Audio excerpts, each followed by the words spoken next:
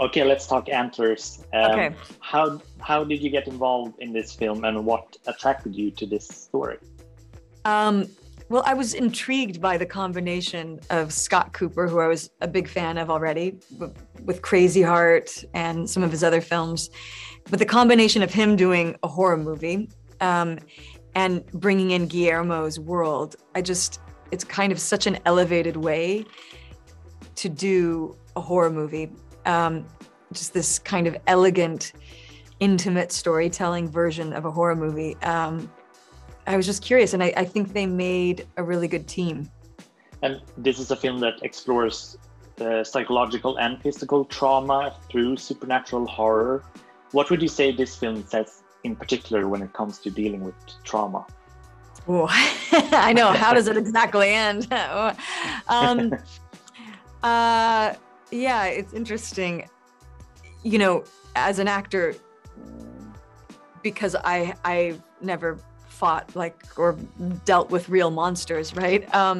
So I think you have to sort of, in my mind, I had to make the monster a metaphor sort of for all of the darkness and trauma that boy may be experiencing. And I think that's sort of how I came at it.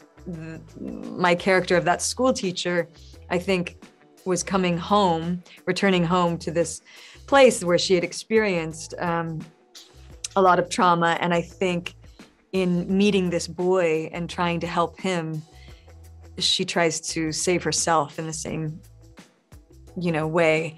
And I think that's just where I tried to come at the story from. Yeah, what was it like working with the child actors, with this being such a heavy and dark story? Yeah, it's weird, you just have to, especially with little kids. I have little kids myself, so you just have to go, okay, we're gonna be so scared in this part, or we're gonna try to hide under this one, and you just have to get them riled up, and that's what you do. In some ways, they could do it. If you can play with them, they are pretty game to do it. Yeah.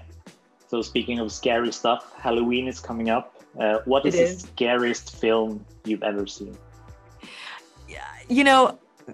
I get scared very easy. I could probably list a gazillion, but because there are so many. But the one that keeps coming up for me is I don't even remember the whole movie. I just remember the very beginning, which is when that babysitter's in that house, and then someone keeps calling and saying really scary stuff to her, and she finally calls the police and says, someone's calling me, and the police call back and they go, get out of the house. The call is coming from inside the house. And that always really scares me. I think it's called A Stranger Is Calling or something. When a Stranger Calls.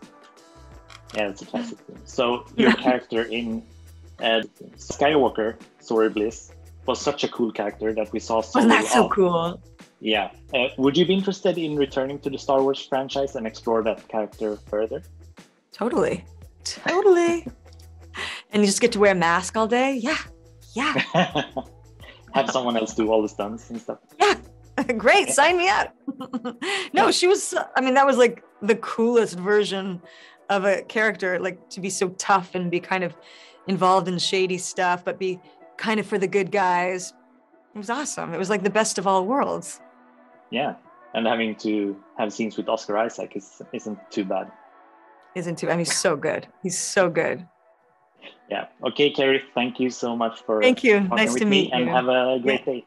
You as well.